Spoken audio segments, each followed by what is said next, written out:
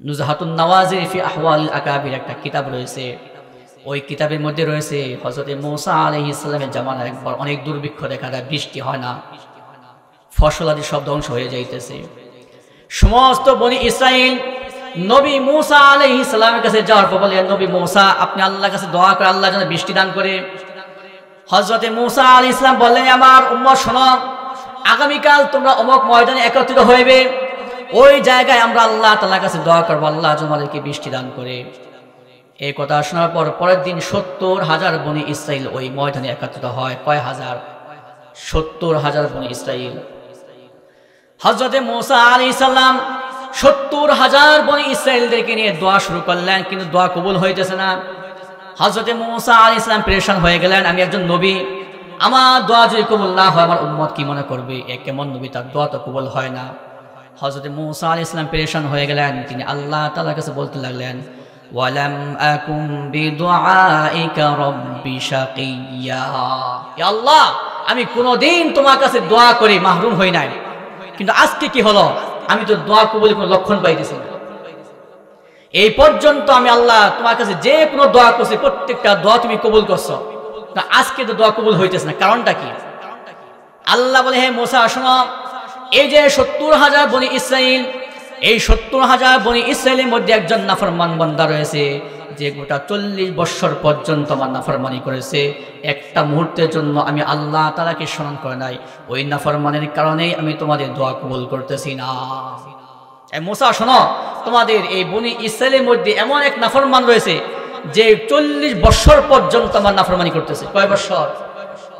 ৪০ বৎসর লাগাতার, সব সময়, এক সেকেন্ডের জন্য আমি আল্লাহ তাআলাকে স্মরণ করে না, ওই নাফরমানের কারণে আমি তোমাদের দোয়া কবুল করতেছি না।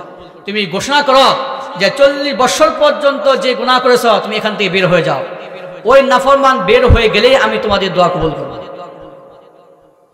এই কথা শোনার পর হযরত মূসা আলাইহিস সালাম ঘোষণা করলেন, এই ৭০,০০০ বনি ইসরাইলের মধ্যে কে এমন রয়েছ, কোন নাফরমান বান্দা এমন রয়েছ, গোটা জিন্দেগি ৪০টি বছর তুমি আল্লাহর নাফরমানি করতেছ, তোমার কারণে আল্লাহ তোমাদের দোয়া কবুল করতেছে না, জলদি তুমি এখান থেকে বের হয়ে যাও, তুমি বের হয়ে গেলে আল্লাহ তাআলা আমাদের উপর, আল্লাহ তাআলা আমাদের দোয়া কবুল করবে আর মুষলধারে বৃষ্টি বর্ষণ করবে। এই ঘোষণা করতে করতে এক পর্যায়ে ওই নাফরমানের কাছেও পৌঁছে গিয়েছে। যখন ওই নাফরমানের কাছে পৌঁছে গেল, আল্লাহ তাআলা উপর থেকে হুকুম করেছেন এই মজলিস থেকে ৪০ বৎসর পর্যন্ত যে লাগাতার নাফরমানি করেছে তাকে বের হওয়া লাগবে। সে তো বুঝে ফেলেছে আমি হলাম সেই নাফরমান বান্দা, সে এদিক সেদিক তাকায়, বের হওয়ার কোনো সুযোগ নাই।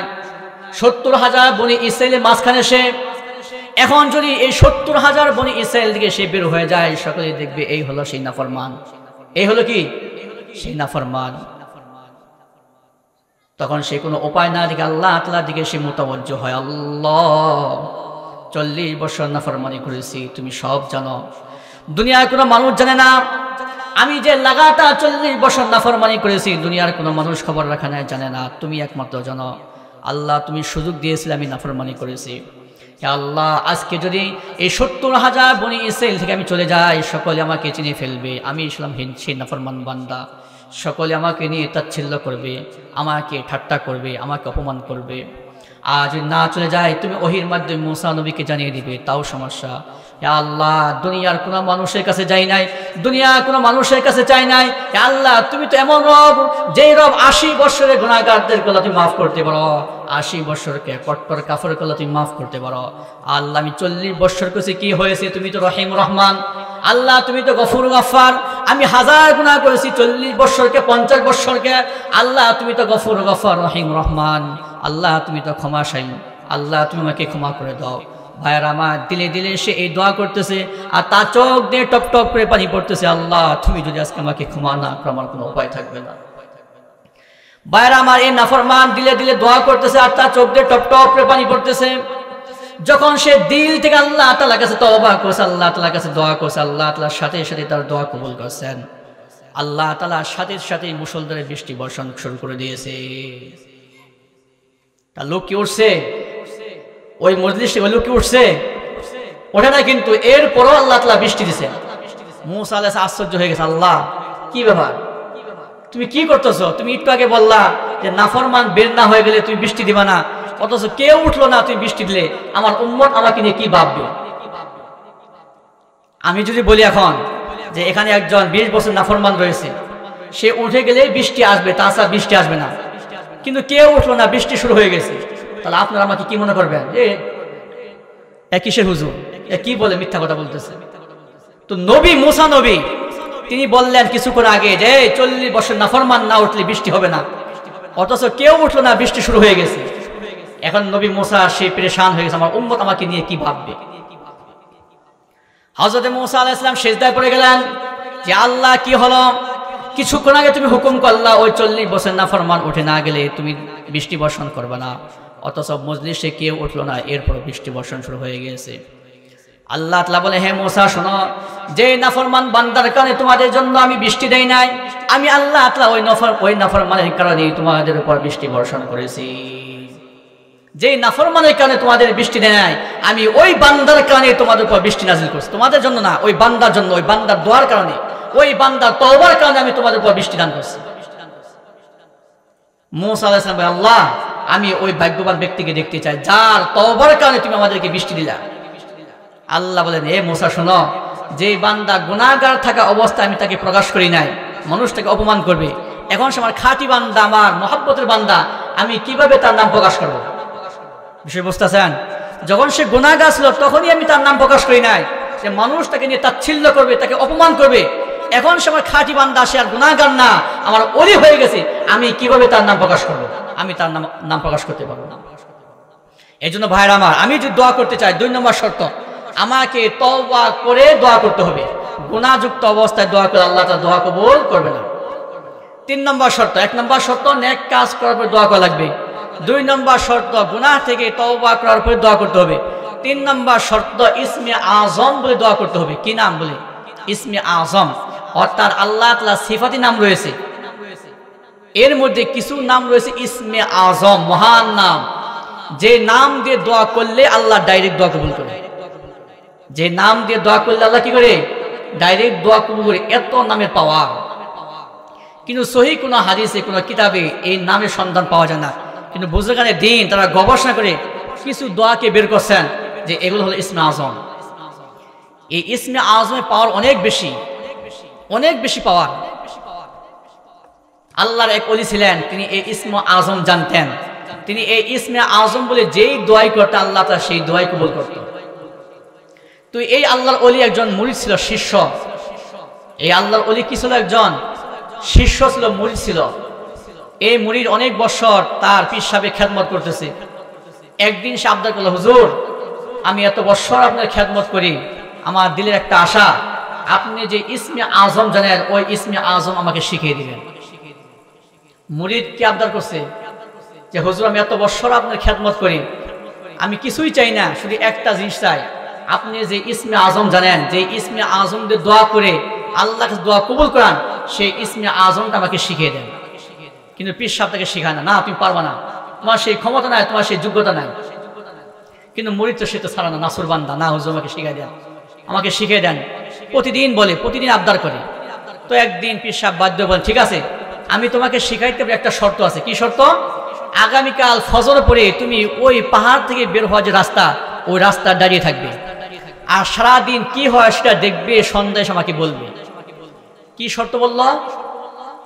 আগামীকাল ফজরে পরে তুমি ওই পাহাড় থেকে বের হওয়া যে গলি, ওই গলির মাথায় দাঁড়িয়ে থাকবে সারাদিন, এবং তুমি দেখবে কি হয়, সেগুলো সন্ধ্যায় আমাকে বলবে, এরপরে আমি তোমাকে ইসমে আযম শিখাইব। মুরিদ তো খুশি, একটা দিন শুধু পরিশ্রম করব, এরপরে আমার হুজুর আমাকে ইসমে আযম শিখাইবে। সে তো খুশিতে বাগবা, সে ফজর পরে ওই পাহাড় থেকে বের হওয়া যে গলি, সে গলিতে চলে গিয়েছে। সে দেরি করতেছে, অপেক্ষা করতেছে, দেখে 10টার দিকে 12টার দিক দিয়ে একজন মুরব্বী, বয়স্ক, একদম বুড়া থুরথুরা, সে পাহাড় থেকে লাকড়ি কেটে বোঝাই করে, সে মাথায় করে সে বোঝা নিয়ে আসতেছে। সে জঙ্গল থেকে লাকড়ি বোঝা মাথায় করে নিয়ে আসতেছে, ওটা বাজারে বিক্রি করে তার সংসারে সে খাবারের ব্যবস্থা করবে। যখন সে জঙ্গল থেকে বের হয়েছে, কিছুক্ষণ পর আসার পরেই কয়েকজন উচ্ছৃঙ্খল যুবক এসে ওই মুরব্বীকে যে জিভে পারতেছে লাথি মারতেছে, ঘুষি মারতেছে, থাপ্পড় মারতেছে, তাকে আহত করে তাকে অনেক রক্তাক্ত করে ওই লাকড়ির বোঝা তারা ছিনতাই করে নিয়ে যায়। বেশি বুঝতেছেন? ওই মুরিদ কি দেখতেছে, 10টার দিক দিয়ে যে একজন বয়স্ক বুড়া থুরথুরা জঙ্গল থেকে লাকড়ির বোঝা মাথায় করে নিয়ে আসতেছে, বাজার নিয়ে বিক্রি করে ওই টাকা দিয়ে তার সংসারে অভাব দূর করবে। কিন্তু কিছুক্ষণ আসার পর দেখলো কয়েকজন উচ্ছৃঙ্খল যুবক ওই মুরব্বীকে, ওই বৃদ্ধকে কেউ ঘুষি মারতেছে, কেউ থাপ্পড় মারতেছে, কেউ লাথি মারতেছে, রক্তাক্ত করে তার থেকে ওই লাকড়ির বোঝা ছিনতাই করে নিয়ে যায়। শেষ এই পর্যন্ত সন্ধ্যাবেলায় মুরিদ তার পীর সাহেবের কাছে আসছে। পীর সাহেব বলতেছে, তুমি আজকে সারাদিন কি দেখছো? বলতেছে, হুজুর আমি আজকে দেখলাম একজন বুড়া থুরথুরা বয়স্ক একজন মানুষ কত কষ্ট করে লাকড়ি কেটে কেটে সে বোঝাই করে সে নিয়ে আসতেছে, বাজার নিয়ে বিক্রি করবে। কিন্তু কয়েকজন উচ্ছৃঙ্খল যুবক, কয়েকজন খবিশ যুবক ওই মুরব্বীকে আঘাত করে রক্তাক্ত করে তার থেকে ওই লাকড়ির বোঝা ছিনিয়ে নিয়ে গেল। এখন পীর সাহেব বলতেছে, ওই সময় তোমার দিলের মধ্যে কি অবস্থা হয়েছিল? তখন এই মুরিদ বলতেছে, হুজুর আমি যদি ইসমে আজম জানতাম, আমি যদি ইসমে আজম জানতাম তাহলে ইসমে আজম দিয়ে বদ্ধ করে ওই সমস্ত যুবকদেরকে ধ্বংস করে দিতাম। সে পীর সাহেবকে কি বলতেছে যে, হুজুর ওই সময় আমার দিলের মধ্যে এই অবস্থা হয়েছিল, আমি যদি ইসমে আজম আগে থেকে জানতাম তাহলে এই ইসমে আজম দ্বারা বদ্ধ করে আমি ওই সমস্ত যুবকদেরকে ধ্বংস করে দিতাম। এখন পীর সাহেব বলতেছে, এই জন্য তোমাকে ইসমে আজম শেখানো যাবে না। কেন? যেই মুরব্বীর কাছ থেকে উচ্ছৃঙ্খল যুবকরা লাকড়ির বোঝা ছিনতাই করে নিয়ে গেল, ওই মুরব্বীর কাছ থেকে আমি ইসমে আজম শিখছি। বিষয় বুঝতেছেন? যেই মুরব্বীর কাছ থেকে লাকড়ির বোঝা ছিনিয়ে নিয়ে গেছে, ওই মুরব্বীর কাছ থেকে আমি ইসমে আজম শিখছি। দেখছো, ওই মুরব্বীকে এত আঘাত করেছে, এত কষ্ট করার পরে সে লাকড়ির বোঝা নিয়ে বাজারে নিয়ে যাইবে, এরপরে আঘাত করেছে, এরপর সে বদদোয়া করে না। এরপর সে কি করে না? বদদোয়া করে না। এই জন্য ইসমে আজম যেই সে শিখতে পারে না, যে সে জানতে পারে না, যা আল্লাহর খাঁটি বুজুর্গ যাদের মধ্যে ক্ষমতা রয়েছে, সবুর রয়েছে, এরাই একমাত্র এই ইসমে আজম শিখতে পারে। তো ভাইরা আমার 3 নম্বর শর্ত হলো, যদি আমরা দোয়া করি আল্লাহর কাছে, ইসমে আজম নাম দিয়ে দোয়া করতে হবে। এখন ইসমে আজম নামগুলো কি কি, কোনো সঠিক কোনো তথ্য পাওয়া যায় না। তবে আব্দুল্লাহ ইবনে আব্বাস তাফসিরে কাবীরের মধ্যে আসছে, আব্দুল্লাহ ইবনে আব্বাস বলেন, আযমু আসমাউল্লাহি আল হাইয়ুল কাইয়ুম, আযমু আসমাউল্লাহি আল হাইয়ুল কাইয়ুম। আল্লাহ তাআলার ইসমে আজম নাম হলো আল হাইয়্যু আল কাইয়ুম। আল হাইয়্যু আল কাইয়ুম কয়টা নাম? 2টা নাম। আব্দুল্লাহ ইবনে আব্বাস বলতেছেন, আযমু আসমাউল্লাহি আল হাইয়্যু আল কাইয়ুম, এই 2টা হলো আল্লাহ তাআলার ইসমে আজম নাম। এই 2টা যে কোনো দোয়া করবে আল্লাহ তাআলা সেই দোয়ায় কবুল করবে। ভাইরা আমার, বদরের যুদ্ধের ময়দানে মাত্র 317 জন সাহাবা, তা আবার অস্ত্র শস্ত্র কিছু নাই। ওই দিক থেকে কাফের 1000 প্রত্যেকেই অস্ত্রে সজ্জিত। আল্লাহ রাসূল পেরেশান হয়ে গেলেন। মাত্র এরা ইসলাম গ্রহণ করছে, ইসলামের শুরু জামানায় প্রথম যুদ্ধ। এই যুদ্ধ যদি মুসলমানরা হেরে যায়, এই দুনিয়ার জমিনের মধ্যে আল্লাহ বলার মতো আর কেউ বাকি থাকবে না। এই জন্য আল্লাহ রাসূল সেজদায় পড়ে গেলেন। আল্লাহ রাসূল সেজদায় পড়ে আল্লাহর কাছে কেঁদে কেঁদে দোয়া করলেন, আল্লাহ যদি এই দুনিয়ার জমিনে তোমার ইসলামকে কায়েম করতে চাও, যদি এই দুনিয়ার জমিনের মধ্যে তোমার ইসলামকে প্রতিষ্ঠা করতে চাও, আমার এই নিরস্ত 317 জন সাহাবাদেরকে 1000 কাফের সৈনিকের বিরুদ্ধে বিজয় দান করো। আল্লাহ রাসূল সেজদায় পড়ে ইয়া হাইয়্যু ইয়া কাইয়্যুম, ইয়া হাইয়্যু ইয়া কাইয়্যুম এই নাম বলে আল্লাহর কাছে দোয়া করতে লাগলেন। আল্লাহ তাআলা আয়াত নাযিল করলেন, হাদা ইউমদিদকুম রাব্বুকুম বিখামসাতি আলাফিম মিনাল মালাইকাতি মুসাউবিমিন। এ নবী মুহাম্মদ, আপনি টেনশন করবেন না। এ নবী মুহাম্মদ, আপনি চিন্তা করবেন না। আপনি সিজদা থেকে মাথা তুলেন, আমি আল্লাহ তাআলা আপনার 317 জন সাহাবাদেরকে 5000 ফেরেশতার মাধ্যমে সাহায্য করব। কয় হাজার? 5000 ফেরেশতার মাধ্যমে। তো বদরের যুদ্ধে আল্লাহ রাসূল সিজদায় পড়ে কি বলেন? ইয়া হাইয়্যু ইয়া কাইয়্যুম, ইয়া হাইয়্যু ইয়া কাইয়্যুম। শুধু এখানে শেষ না, কিতাবুদ দোয়া একটা কিতাব রয়েছে। ওই কিতাবের মধ্যে রয়েছে হযরত আবু বকর সিদ্দিক রাদিয়াল্লাহু তাআলা আনহু আলা হাদরামি রাদিয়াল্লাহু তাআলা আনহুকে জিহাদের উদ্দেশ্যে বাহরাইন দিকে প্রেরণ করেন। কাফেলা চলতেছে, চলতে চলতে এক পর্যায়ে বিশাল একটা মরুভূমিতে গিয়ে পৌঁছে যাওয়ার পর তারা রাস্তা হারিয়ে ফেলে। যেদিকে তাকায় শুধু মরুভূমি আর মরুভূমি, প্রচন্ড গরম। প্রত্যেকটা সৈন্য পানির পিপাসায় ছটফট করতে লাগলো, মৃত্যু পর্যায়ে পৌঁছে গিয়েছে। ওই সময় আলা হাদরামি রাদিয়াল্লাহু তাআলা আনহু ঘোড়া থেকে অবতরণ করে 2 রাকাত নফল নামাজ পড়লেন। 2 রাকাত নফল নামাজ পড়ার পর আল্লাহ তাআলার দরবারে হাত তুললেন, ইয়া আল্লাহ ইয়া হালিমু ইয়া আলিমু ইয়া আলিয়্যু ইয়া আযীমু আসকিনা। 4টা নাম বলতেছেন, 4টা, কয়টা নাম? ইয়া হালিমু ইয়া আলিমু ইয়া আলিয়্যু ইয়া আযীমু আসকিনা। ইয়া হালিম ইয়া আলিম ইয়া আলিয়্যু ইয়া আযীমু, এই 4টা নাম বলে আল্লাহ তাআলা কাছে দোয়া করতেছে, আল্লাহ আসকিনা, আপনি আমাদের পানির ব্যবস্থা করেন। ভাইরা আমার, যখন 2 রাকাত নফল নামাজ পড়ে আলা হাদরামি রাদিয়াল্লাহু তাআলা আনহু দুটি হাত তুলে ইয়া হালিমু ইয়া আলিমু ইয়া আলিয়্যু ইয়া আযীমু বলে দোয়া করলেন, আল্লাহ তাআলা সাথে সাথে ওই জায়গায় মুষলধারে বৃষ্টি বর্ষণ শুরু করে দিলেন। কয়টা নাম বলছেন? ইয়া হালিমু ইয়া আলিমু ইয়া আলিয়্যু ইয়া আযীমু। এজন্য অনেক বুজুর্গদিন বলে এই 4টা হলো ইসমে আযম। এই 4টাও কি? এক গেল আল হাইয়্যু আল কাইয়্যুম, এই দুটাও ইসমে আযম। তো এই জায়গা হলো ইয়া হালিমু ইয়া আলিমু ইয়া আলিয়্যু ইয়া আযীমু। এই 4টা নাম দিয়ে যেই দোয়া করে আল্লাহ সেই দোয়া কবুল করে। আল্লাহ তাআলা এই নাম ধরে দোয়া করে আল্লাহ তাআলা বৃষ্টি বর্ষণ শুরু করলেন। বৃষ্টি বর্ষণ শুরু হওয়ার পর সমস্ত সৈন্য তৃপ্তি সহকারে পানি পান করলো। পানি পান করার পরে তারা আবার চলতে শুরু করলো। চলতে চলতে দেখে সামনে বিশাল একটা সাগর, ব্রিজ নাই, কোনো পুল নাই, নৌকা নাই, মাঝি নাই, কোনো কিচ্ছু নাই। আলা হাদরামি রাদিয়াল্লাহু তাআলা আনহুকে এই সাগর পাড়ি দিয়ে ওপারে যাইতে হবে। কিভাবে যাইবে? আবার তিনি ঘোড়া থেকে নামলেন। ঘোড়া থেকে নামে 2 রাকাত নফল নামাজ পড়ে আবার তিনি দোয়া করলেন, ইয়া হালিমু ইয়া আলিয়্যু ইয়া আলিমু ইয়া আযীমু আজরিনা। হে আল্লাহ, তুমি আমাদেরকে এই দরিয়া পার করার ব্যবস্থা করে দাও। ভাইরা, এই দোয়া করে আলা হাদরামি রাদিয়াল্লাহু তাআলা আনহু তার সমস্ত সৈন্যদেরকে বললে, এই তোমরা পানির উপর দিয়ে ঘোড়া হাঁকিয়ে দাও। কি করো? পানির উপর দিয়ে ঘোড়া হাঁকিয়ে দাও। এই আদেশ করার পরে একজন না, 2জন না, 4000 সৈন্য পানির উপর দিয়ে ঘোড়া 4000 সৈন্য পানির উপর দিয়ে ঘোড়া হাঁকিয়ে দিয়েছে। এক পর্যায়ে সমস্ত সৈন্য পার হয়ে গিয়েছে। কিতাবের মধ্যে আসছে প্রত্যেকটা সৈন্যের পা পানি স্পর্শ করবে তো দূরের কথা, ওই ঘোড়ার খুর পর্যন্ত পানি স্পর্শ করে নাই। কয়জন? একজন সৈন্য। 4000 সৈন্য পানির উপর দিয়ে চলে গেছে ঘোড়া নিয়ে। সৈন্যদের পা পানি স্পর্শ করবে দূরের কথা, ঘোড়ার যে খুর, এই খুর পর্যন্ত পানি স্পর্শ করে নাই। তো কয়টা নাম?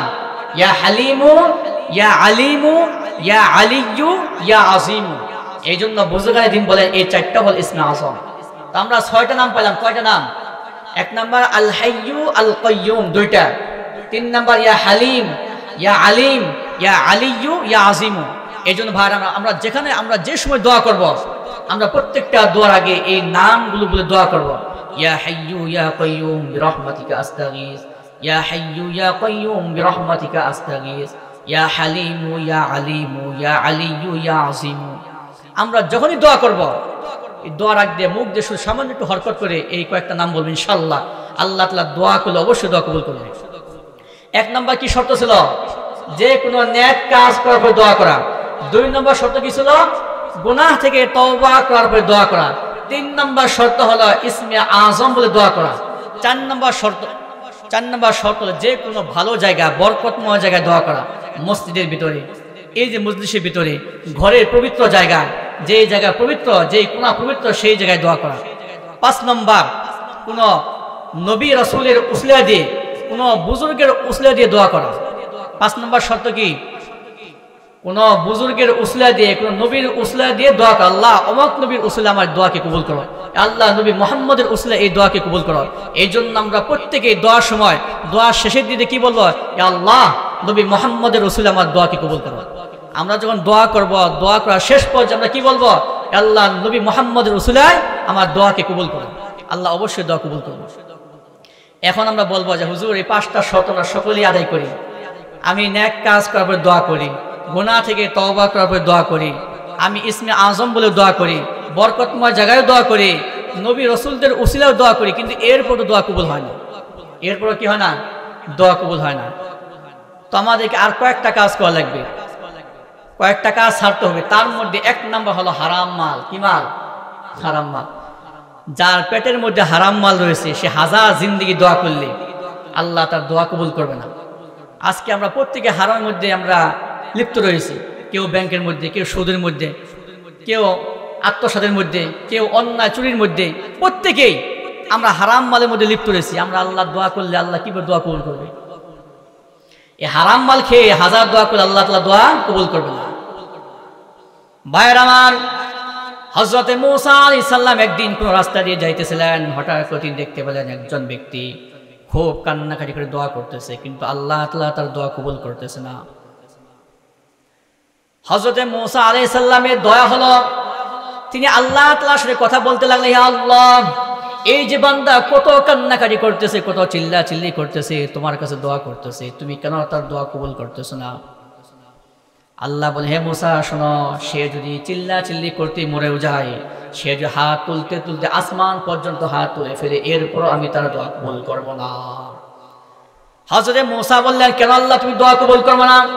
হে মূসা শোনো, তার পেটের মধ্যে হারাম মাল রয়েছে, যেই পর্যন্ত সে হারাম মাল ভক্ষণ করবে সেই পর্যন্ত হাজার দোয়া করলো আমি তার দোয়া কবুল করব না। এই জন্য ভাইরা আমার, হারাম মাল ভক্ষণ করা যাবে না। কি করা যাবে না? হারাম মাল ভক্ষণ করা যাবে না। হারাম মাল থেকে বাঁচতে হবে। ব্যাংকের যে লাভ, এই লাভ খাওয়া যাবে না। আমরা তো অনেকেই ব্যাংকের সাথে জড়িত। আমার কাছে টাকা রয়েছে, ঘরে থাকা মানে ঘরে রাখা যায় না, চোরের ভয়, ডাকাতির ভয়। এই জন্য আমরা কি করি? হেফাজত করার জন্য ব্যাংকে রাখি। এখন ব্যাংক থেকে কিছুটা লাভ আসে, এই লাভ আমরা ভক্ষণ করব না, এই লাভটা এনে আমরা আনবো। ব্যাংক থেকে যে আমাদের একটা লাভ আসে, লাভটা আমরা আনবো, ওখানে দিব না। এটা এনে গরিবদেরকে দিয়ে আমরা দিয়ে দিব সওয়াবের আশা ছাড়া। সওয়াবের নিয়ত করা যাবে না। আমরা ব্যাংক থেকে ওই লাভটা আনবো। আমি 1 লাখ টাকা রাখছি, এই 1 লাখ টাকা থেকে যে লাভটা আসতেছে, ওই লাভটা এনে আমরা গরিবদেরকে দিয়ে দেবো সওয়াবের নিয়ত ছাড়া। কি ছাড়া? কিন্তু ব্যাংকে রাখলে ওই ব্যাংকে যারা কর্মকর্তা হাতে লাভ হবো, এদের সম্পদ বাড়বো। কিন্তু আমি যদি একটু হরকত করে ওই লাভটা এনে গরিবদেরকে দেই, গরিবে কি হবে? লাভবান হইবে।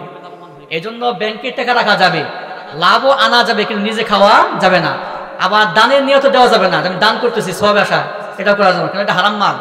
হারাম মাল দিয়ে দান করা যাবে না। এটা গরিবদেরকে এমনি কি কয়, এমনি দিতে হবে।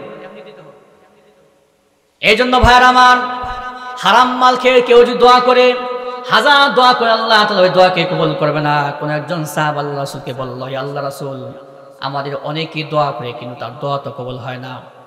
আল্লাহ বললেন, মাতআমহু হারামুন ওয়া মালবাসুহু হারামুন ওয়া ইয়াকুলু ইয়া রাব্বি আন্না ইস্তাজাবু। আল্লাহ বললেন, আমার সাহাবা শোনো, যার খাবার হারাম, যার পোশাক হারাম, সে যদি গোটা জিন্দেগি ইয়া রব্বি বলে, কখনো আল্লাহ তাআলা তার দোয়া কবুল করবে না।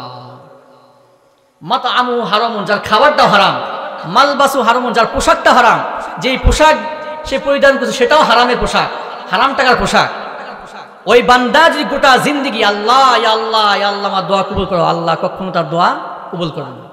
এই জন্য ভাইরা আমার সাবধান, হারাম মাল ভক্ষণ করা যাবে না। আমরা তো আমল করতেই পারি না, আবার এই হারাম মাল খাওয়ার কারণে যে আমলটা করতেছে সেটা আল্লাহ কবুল করতেছে না। আমরা তো এমনি আমল করতে পারি না, আবার এই হারাম মাল খাওয়ার কারণে, এই সুদ খাওয়ার কারণে, এই অন্যায় মাল খাওয়ার কারণে, এই ব্যাংক থেকে লাভ খাওয়ার কারণে আমরা যে আমলটা করতেছি সেটা আল্লাহ তাআলা কবুল করতেছে না। এই জন্য যতই কষ্ট হোক আমরা হারাম থেকে বাঁচার চেষ্টা করব। আল্লাহ ইনশাআল্লাহ প্রত্যেকটা আমল আল্লাহ কবুল করবে। আর বিশেষ করে আমাদের মা বোনদেরকে বলতে চাই, যখন আমাদের গর্ভে সন্তান আসে, সাবধান, আমার মা বোনেরা কখনো হারাম মাল ভক্ষণ করবে না। একটি ঘটনা আছে, সত্য ঘটনা। নতুন বিবাহ করছে স্বামী স্ত্রী, কিছুদিন পর স্ত্রীর গর্ভে সন্তান আসছে। সন্তান আসার পর স্ত্রী তার স্বামীকে সুসংবাদ দিতেছে, ওগো আমার স্বামী, আমার গর্ভে যে সন্তান আসছে। স্বামী স্ত্রী তখন পরামর্শ করতেছে, এই শোনো, আল্লাহ আমাদেরকে সন্তান দান করছেন, আজকে তোমরা তওবা করতেছে, আমরা কোনোদিন গুনাহের কাজ করবো না, আমরা কোনোদিন হারাম মাল ভক্ষণ করবো না, যেন আমাদের সন্তান আল্লাহর একজন ওলি হয়। কি হয়? আল্লাহর একজন ওলি হয়। এইভাবে তারা চলতেছে, তারা আমল করতেছে, হারাম মাল ভক্ষণ করে না। এক পর্যায়ে যখন 10 মাস 10 দিন হয়েছে, ওই সন্তানটা ভূমিষ্ঠ হয়। সন্তান ভূমিষ্ঠ হওয়ার পরে আস্তে আস্তে বড় হইতেছে। বড় হওয়ার পরে যখন সে হাঁটাচলা করতে পারে, দৌড়াদৌড়ি করতে পারে, একদিন বাপের শখ করে সন্তানকে বাজারে নিয়ে গেছে, বাজার করার জন্য। বুঝতেছেন সেটা? যখন সন্তানটা সামান্য বড় হয়েছে, তখন বাপের শখ করে সন্তানকে বাজারে নিয়ে গেছে বাজার করার জন্য। যখন সন্তানকে বাজারে নিয়ে গেছে, বাজারে নিয়ে যাওয়ার পরে চলা অবস্থায় এদিক থেকে আরেকজন ব্যক্তি একটি ঝুপড়ি দিয়ে বড়ই নিয়ে আসছে, কিনে আসছে বড়ই। হঠাৎ করে সন্তান সৌ বলে একটা বড়ই খেয়ে ফেলে। এই সন্তান ওই বড়ই যে মালিক তার কাছে না বলে, তার পিতার কাছে না বলে হঠাৎ করে সৌ মেরে একটা বড়ই সে মুখে দিয়ে খেয়ে ফেলে। বাপে আশ্চর্য হয়ে যাবে, এই সন্তান কি কাজ করলো? সে মালিকের অনুমতি ছাড়া, আমাকে বলা ছাড়া সে একটা বড়ই সে অন্যভাবে খেয়ে ফেললো। সে আর বাজার করে না, সে দৌড়ে বাড়িতে চলে গেছে। বাড়িতে যাওয়ার পর বিশাল একটা তলোয়ার বাড়ি করছে। কি বাড়ি করছে? তলোয়ার, ছুরি বের করে তার স্ত্রীর উপর তার তাক করছে। এই সত্যি করে বল, এই সন্তান গর্ভ থাকা অবস্থায় তুই কোনো হারাম মাল খাইছ কিনা? স্বামী স্ত্রীকে কি বলতেছে? বিশাল একটা ছুরি বের করে তার গর্দনের উপর রেখে, এই সত্য করে বল, এই সন্তান গর্ভ থাকা অবস্থায় তুই কোনো হারাম মাল খাইছ কিনা? আমি তো খাই নাই, আমি তো হারাম মাল খাই নাই। কেন আমার সন্তান হারাম মাল ভক্ষণ করলো? কেন মালিকের অনুমতি ছাড়া সে একটা বড়ি খেলো? তখন স্ত্রী সেও বলতেছে আমি তো কোনো হারাম মাল খাই নাই। চিন্তা করতে করতে সে বলতেছে, ওহো, আমি তো একদিন পাশের বাড়ি যে বড়ই গাছ, ওই বড়ই গাছ একটা বড়ই আমাদের উঠানে পড়েছিল, আমি ওই বড়ইটা মালিকের অনুমতি ছাড়া খেয়ে ফেলেছিলাম। হয়তো এই জন্য আমার সন্তান আজকে মালিকের অনুমতি ছাড়া বড়ই খেয়ে ফেলেছে। বিষয় বুঝছেন? একদিন মাত্র পাশের বাড়ি বড়ই গাছ এমনি এমনি তার উঠানে পড়ছে, এমনি এমনি। আমরা তো এই বড়ই এভাবে খেয়ে ফেলি, আমরা মনে করি না যেটা মালিকের অনুমতি নিয়ে খাইতে হবে। তো এই বড়ইটা সে এমনি এমনি খেয়ে ফেলেছিল। এই বড়ই খাওয়ার কারণে এই সন্তান আজকে মালিকের অনুমতি ছাড়া সে মাল ভক্ষণ করেছে। এই জন্য আমার মা বোনেরা যারা ওয়াজ শুনতেছেন, সাবধান, সন্তান গর্ভ থাকা অবস্থায় আমরা কখনো হারাম মাল ভক্ষণ করবো না, গুনাহের কাজ করবো না। যদি আমি হারাম মাল ভক্ষণ করি, এই হারাম মাল ভক্ষণ করার কারণে সন্তানের মধ্যে ওই হারামের আসর পড়বে। ওই সন্তান যখন ভূমিষ্ঠ হবে সে গুনাহের মধ্যে লিপ্ত থাকবে। এই জন্য ভাইরা আমার মূল আলোচনা হলো দোয়া সম্পর্কে। আমরা দোয়া করবো ওই রবের কাছে যিনি চিরঞ্জীব, যার মৌত নাই, ত্রন্দ নাই, ঘুম নাই, যিনি ক্ষমতাধর, যার কোনো ক্ষমতার মধ্যে কমতি নাই, যিনি একক, যার কোনো শরীক নাই। আর ওই রবের কাছে দোয়া করতে হবে দিল থেকে, কি থেকে? মন থেকে। আর ওই দোয়া করতে হবে 5টা শর্ত আদায় করে, নেক কাজ করার পরে, তওবা করার পরে, ইসমে আজম বলে বরকতময় জায়গায় কোন নবী রাসূলের উসিলায়, আর হারাম মাল ত্যাগ করে, হারাম মাল ত্যাগ করে আমরা যে এইভাবে দোয়া করতে পারি। আল্লাহ রাসূল হাদিসের মধ্যে বলেন, ইন্না রাব্বাকুম হাইয়্যুন কারীম ইয়াস্তাহি মিন আবদি ইযা রাফা ইয়াদাইহি আই ইয়ারুদ্দাহুমা সিফরা। এই বান্দা বান্দি তোমার দোয়া করতে দেরি হবে, আল্লাহ সেই দোয়া কবুল করতে দেরি হবে। আল্লাহ তোমাদের সকলকে এইভাবে দোয়া করার তৌফিক দান করুন। ওয়া আখিরু দাওয়ানা আনিল হামদুলিল্লাহি রাব্বিল আলামিন।